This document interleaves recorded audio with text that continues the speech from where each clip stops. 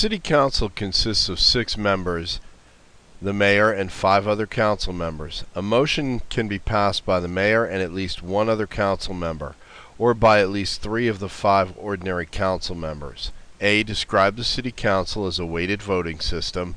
B. Find the Shapley-Shubik power distribution for the city council. Well, let's discuss part A first. And we need to remember that for part A, when we draw out this particular weighted voting system, is that we're going to start with an open bracket. The quota is going to go here, followed by colon, and then we're going to have the weight for each player. This will be weight sub 1, weight sub 2, weight sub 3, weight sub 4, weight sub 5, and then weight sub 6. Now I know that we're going to use 6 of these because if we go back up and we look at the problem, it says the mayor and 5 other council members. In fact, it tells me specifically that we're looking at 6 members. Now the important part of what's coming next is it's going to tell me what my weighting system is.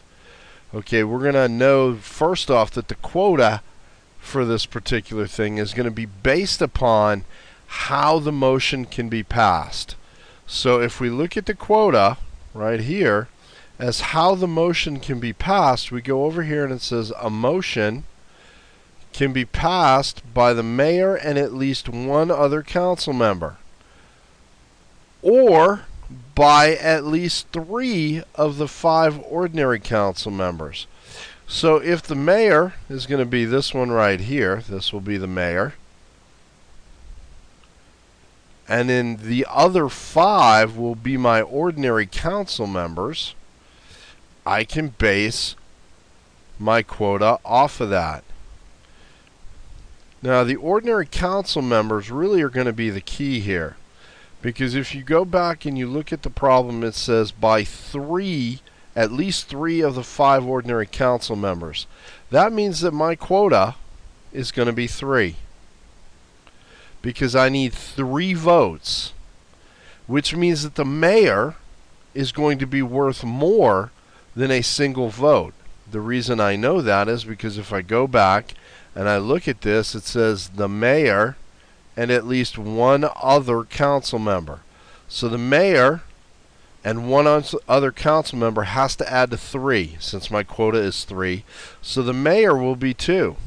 And then the remaining council members are going to have a weight of 1. So that means that I'll have 5 ordinary council members that each contain a weight of 1. And now I've established my weighted voting system. This is what we're going to use to determine what the Shapley-Shubik power distribution is.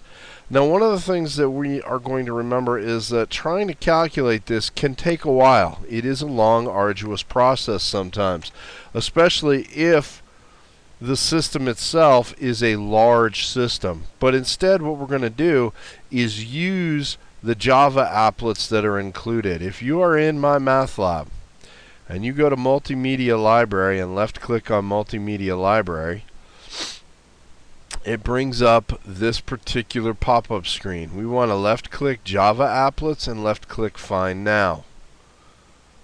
This is going to bring up the possible Java applets that I have, and we want to use the Shapley-Shubik power index, so we will left click that one.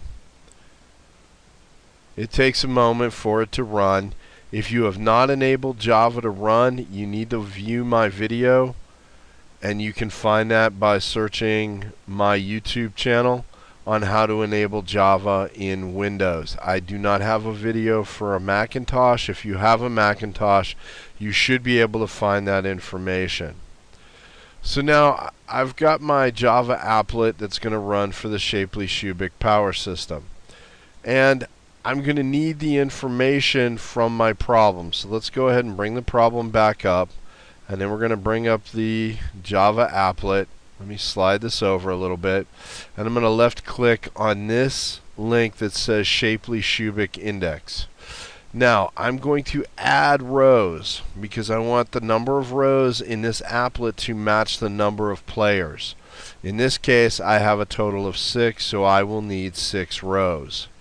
And then I'm going to left click in this place and I'm going to type in the weight. I'm going to type in the number 2, and then I'm going to left click below that, type in the number 1, left click below that, number 1, left click, number 1, left click, number 1, and left click, number 1.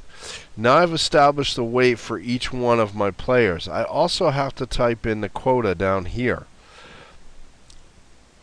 One of the things I would recommend before we do that is make sure that you click in any of the other boxes besides this so that the weights do express in single digits. So now let's go down here and type in the quota, which is going to be 3.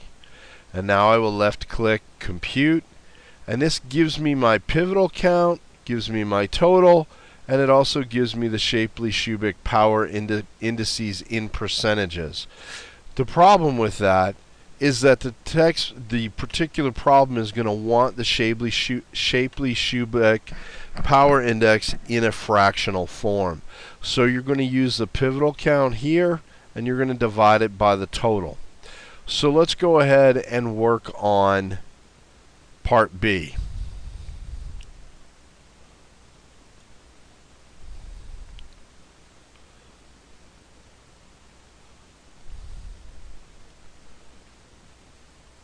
Okay, as I said, we're going to talk about the Shapley-Shubik power index, and we're going to talk about the Mayer. And we're going to express this as the pivotal count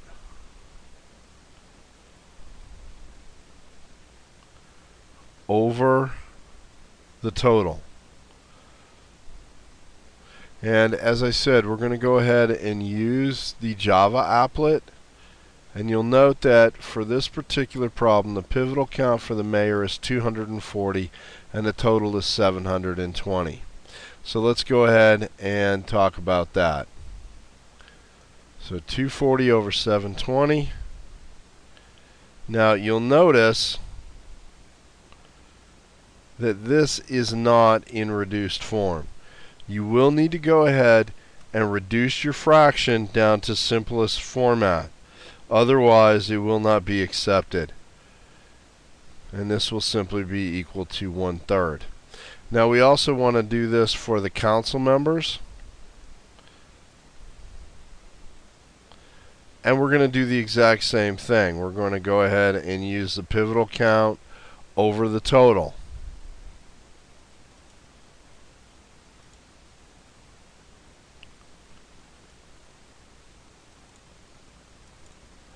So as I said, for the Mayer, we're going to do the pivotal count over the total, and that's going to be taken from the table. We're also going to do that for the council members. So the pivotal count over the totals, and we will go ahead and do that by viewing the table, and you'll see that the pivotal count for the Mayer is 240 and the totals is 720, and that is going to be our fraction.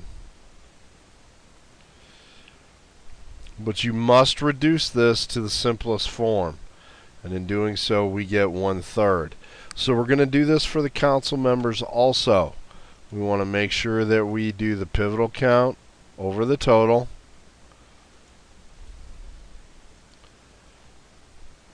and when we do this, we should expect that the fraction is smaller than the one that we started with, and it's going to be 96 over 720. And that's going to work for each one of the council members, because you'll notice that each one of the council members other than the Mayer has a pivotal count of 96. So we go ahead and we do 96 over 720. Once again, you need to make sure that your fraction is in simplest form, which in this case will be 2 over 15. And then we'll go ahead and we will type this into the program to get our actual answers. And as I said, we're going to have 1/3 and 2/15. So let's go ahead and do that. We'll type in 1 over 3.